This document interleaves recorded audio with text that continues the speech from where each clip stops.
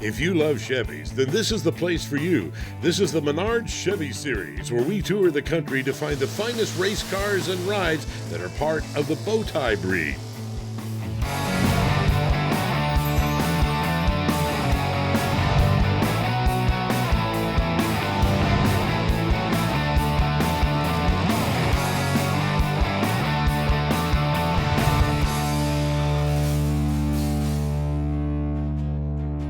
Welcome, everybody, to another edition of the Menards Chevy Series. This time coming to you from legendary New England Dragway in Epping, New Hampshire, a track that is just now celebrating its 50th anniversary. This drag strip opened in 1966, but this time around, you're going to get a chance to see on the pit side of this drag strip some of the most magnificent Chevrolets ever produced. And while the drag strip itself opened in the 1960s, we're going to open with some of the 1960s most classic cars. First up, an impressive Impala gets our nod as the first producer's pick. It was kept in the garage for 20 years, but it is a complete restoration. The car was completely taken apart, down to every single nut and bolt, and put together, and it took us 6 years, about 2,016 hours to do. The only thing that I've done to the car, which was a big mistake, is I did put disc brakes on it when I first started for a safety version, because when I first drove it, I said, boy, these brakes, how the devil do you stop this thing? So I put disc brakes on it before I knew what I was doing, and I've kept them on it. But you go to the big shows like in Hershey and whatnot, and just not stop. Is this a matching numbers car? Yes, outside of that, it's a matching numbers car. In my opinion, all these modern cars look like an egg going down the road. No style, no class, no nothing. I like this because there's very, very few of them around. The 60s and the 59s are very hard to come by.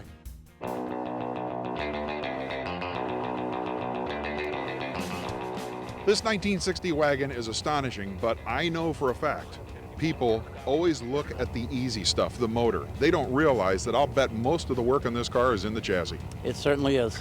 17 years ago when I bought it on the internet, it was just a daily driver, white with a small block, and I tore it apart and started with the chassis. Here it is now. That's a full air ride suspension, 4-link rear end with a forward 9-inch, custom bag pockets in the front, one-piece drive shaft. These cars have the X frame in them. So how long is the one-piece drive shaft? It's about 64 inches. The interior is an entire concept, so that must have taken several brains working at once. Yeah, no doubt. I mean, we filled the stock dash in, we did that, that's home built, and then the interior work was done by Don Gay out of Plymouth, Mass. Motor-wise, I'm going to take a guess. I saw that it was a BDS blower and manifold, so that's kind of keeping it local, but I'm going to guess that it's probably a pretty simple percentage. It is. That was built by Big Al's Toy Box out of Connecticut. That's a Big Al's 468 stage 4 motor with a 871 and twin 950s. I drive it any chance I can. No kidding. Absolutely. I mean, it rides like a dream on air ride. You know, it handles better with a bigger wheelbase like any other vehicle. It's an incredible ride. It's the world's lowest bus. It is. We'll throw 7 people in there. We cruised Ocean City this year, and with 7 people hanging out the windows. Stay with us. When the Menards Chevy Series returns to New England Dragway, we'll have a pair of performers with historic pedigrees.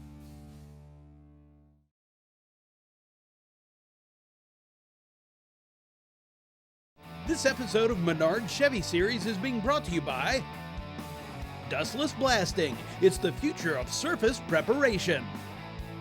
Custom Auto Sound, the originator of classic car OEM fit radio since 1977. Hurst, America's #1 shifter.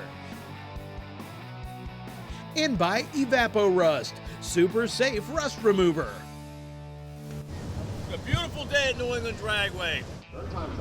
Welcome back to the Menards Chevy Series. Whatever your tastes in food or fast machines, the Menards Chevy Series has a flavor-packed menu to satisfy your hunger.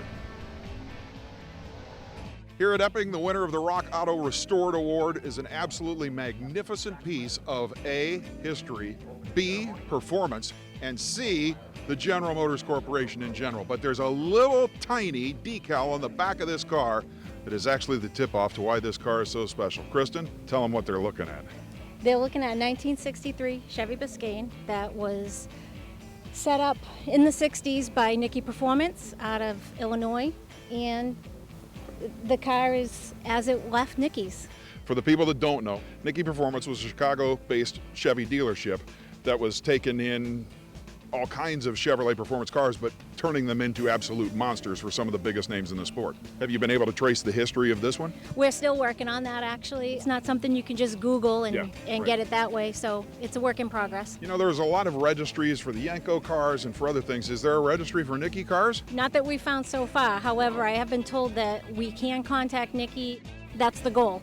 Contact them, see what they can tell us about the car. From a restoration standpoint, did you get it as it sits? We got it as it sits. How much work was done to it before you got it? Did you ever see any pictures of how they found it or anything? Nope. As far as I know, very little has been done to it. It's not the original paint. We don't know when it was painted. We know it was a while ago. That's really it. Like I said, as far as we know, this is how it's been since the 60s. Absolutely stunning that this is how you used to pick them up. They were the ultimate sleepers, but they were also the ultimate performance cars. They were race-ready machines. Absolutely. How long have you actually had the car in your possession? Roughly 4 or 5 months, I think. Okay, is this something that you plan on just sitting on until the bubble comes back, I guess we should say, or was this a labor of love that you always wanted? It's one of those things. I think we'll keep it around for a while. Really discover its history, see where it came from, see what it's all about, get as much information as possible, take it from there. Yeah, in the meantime, I guess you're probably open to anybody that has any leads on this car. Absolutely. Absolutely. The winner of the Duracell Crank It with the Copper Top Award here at Epping is a quite deserving ride owned by this guy, Joe Maggio. And Joe, I hate to do this to you, but everybody asks you one question and I have to ask the same stupid question. No. Actually, it had to do with the car. Is it a real Yenko? Yes, it is. It's documented. It's in the registry. I'm the fourth owner. I've got every title from day one, the matching number motor, and I've had it since 1993. In fact, I just got a hold of the original owner a month ago. I've been looking for him since I've had the car. And I went on the internet, and sure in hell, on this particular site, it had previous addresses, and it said it, and his name matched my titles and the address, and I called him. And much to his chagrin, he sold the car because gas prices were a whopping 80 or 90 cents a gallon. Right. So you rubbed it in by calling up this poor guy 40 years later and saying, I got your car. Well, yeah, I do. And he enjoyed it. Wow. And these cars were the sneaky way around the insurance rates of the muscle car era. Yeah, because he was making 69 Novas. He only made 300 something of those. Right. And he was transplanting 427s in them. Insurance company got on and he couldn't sell them. So he was able to go right through Chevrolet with this thing. It was Copo, and it was listed as a 350 Nova sedan. And back then, the VIN numbers not like today, a VIN number just distinguishes the motor, size, and all that. So that's how he got away with it. And he was getting away with a sizable increase in horsepower. What was this one rated at? That says an LT1 350, which is rated at 360. But you could get away with the insurance papers saying it was a 210 horsepower 350. Yeah, it could have been a 2-barrel, it could have been whatever, you know. It was a quick grocery getter. It's got 410 rear end, which is kind of scares me a little bit on the highway. That's heavy on the street. Yeah, because that tack is really humming at that, so I don't drive it on the highway very much. What's the biggest number you've turned down for it? I haven't even, that will never You don't even want to hear an offer. No, I keep track of the auctions, so my kids can go ahead and live extravagantly after I'm gone. That's pretty much what it's going to be.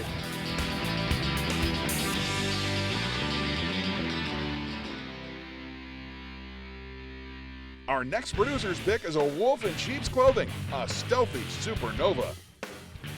Nowadays, people are building these bad street cars, but they're just advertising that they're super quick. This thing looks like a 14-second car. Well, I mean, when we built the car, we wanted something that, would go fast and also look good, but we wanted to keep everything compact under the hood. I do like the style of the blowers that stick out. I mean, I think it looks cool and all, but this little system we have over here works pretty well for us. Have you run this thing down the drag strip anywhere yet? Not yet, actually. We just got it all together now. We're just doing some test runs on the street with it, just make sure everything's good and nothing's leaking. How long has it been together? About a month, maybe, like 3 weeks. Yeah. What motor's underneath the Vortec? It's got a 454 big block, and like I said, with supercharger, it's running about 7 pounds of boost right now. So Yeah, that's nothing. It'll probably still be over 1,000. right. I mean, we got a long way to go with it, though. We're gonna go up to probably 10, 12 pounds. The car actually has an alcohol injection system that's it's not hooked up yet. Well, it's in the car. Right. We're not spraying yet into it, though. In the future, we will be. But Though. you're still driving it, I might add. Oh yeah, of course. Rear gear. I'm out of curiosity. What's in this thing? Oh, it's got 411s in the rear end. Ah, it's nothing right now. Right. There's plenty more Menards magic to come from Epping, including a knockout Nomad owned by a New England legend. We'll be right back.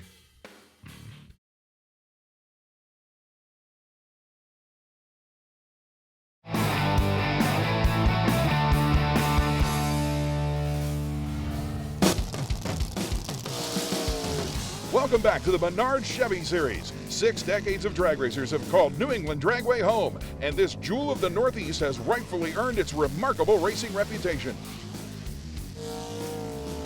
The history of New England Dragway is a storied one. Back in late 1966, a group of over 120 different racers pooled their resources to build this facility. And indeed, Joe Lombardo is one of the men who keeps the mystery growing here of how many different things you can actually improve upon. But in 2013, you and another group single-handedly completely rebuilt this place. Pretty much had to, because we wanted to bring the national event in here. I knew the dream of the stockholders years ago, and we said, you know, we just have to do what we have to do to make it happen for them. And in 2013 it did. Speaking of the show, one of the most magnificent uses of local talent is still in effect here with your Pro 7.0 class, which is being showcased here this weekend. It's a heads-up 7-second flat index class that includes dragsters, Alders, funny cars, and they're all local guys. They're all local guys, and the guy that really heads it up, Rick Bernasconi, does a great job with that. He loves driving that front engine Alder to his. That thing is it's just a cool car, and he just marshals the troops and gets them out here every time we have a race. The history of this drag strip is one thing, but the number of people who have competed at it for more than a half a century is truly astounding. Case in point, a gorgeous 1955 Chevy Nomad drives by. The man behind the wheel is one of the best-known competitors in the history of this track, and in fact, his career actually exceeds the birth of this track by what, 15 years? Absolutely, yes indeed. Don Roberts started racing when and where? 1963, Sanford, Maine Airport, racing in a B-gas dragster. And indeed, you ended up driving pretty much every known name nitro-burning dragster and funny car in New England at one time or another. Yes, I did. There were 20 cars altogether between comp coupes, gas dragsters, nitro funny cars, top fuel dragsters. I was the luckiest guy in the world.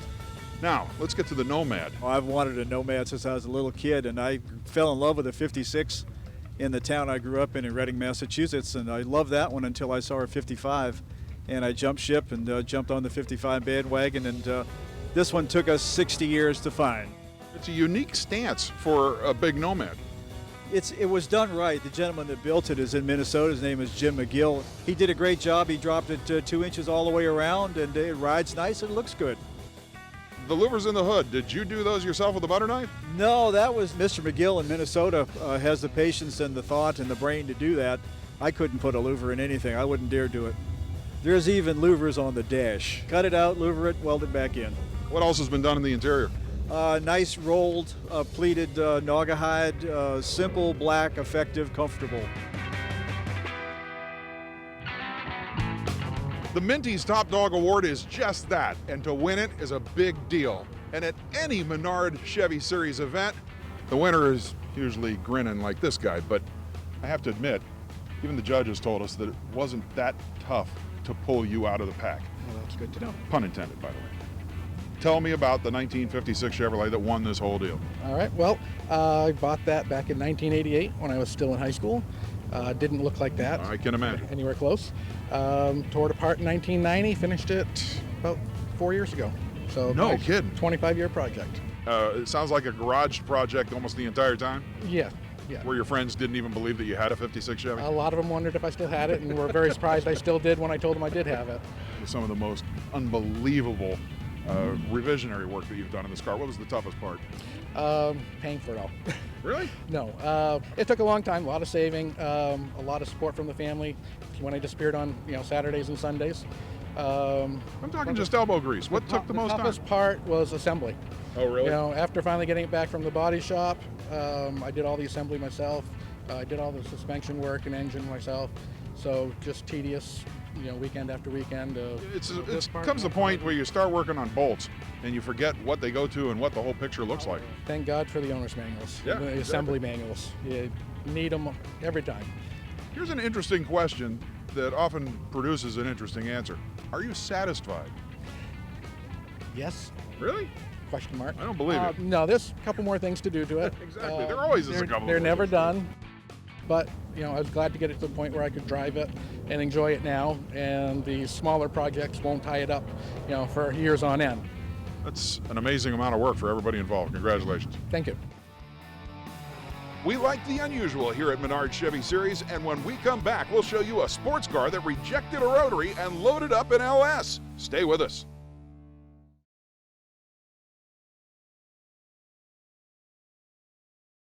This episode of Menards Chevy Series is being brought to you by LMC Truck. LMC Truck has the parts you need to keep them on the road. Z-Max, the one product for your engine, transmission, and fuel system. Stage 8, the world's best locking fastener. And by Borla, the world's most winning exhaust. Welcome back to the Menards Chevy Series show, coming to you from Epping, New Hampshire and New England Dragway. You know, we always manage to find some pretty wild stuff, but how about an all-steel 1950 Studebaker front end welded onto a 1987 Chevy Monte Carlo? It's all Monte Carlo from the windshield back. It's all Studebaker from the front, except, of course, that little 350 Chevrolet underneath the hood. And the color? Well, if you can't identify it, just think of a popular soft drink. It's a pretty incredible truck. And speaking of trucks, here's one that drew some absolutely monstrous crowds at this event. Check out the LMC Truck Life Award winner. The Chevrolet C-Series of pickup trucks are among the most loved of all General Motors products. Let's face it, at least at some point in everybody's life, they either owned one, rode in one, wanted one, or in the very rare cases, had one like this. This guy has put together a C10 that is one of the most magnificent ever, but I have a feeling that's a special option package. Yes, it's a custom package. It has every option you could have had on the pickup in 1969, including factory air condition, chrome hubcaps, the wood bed. It still has the original build sheet in the glove box. It's a 350 with 255 horsepower.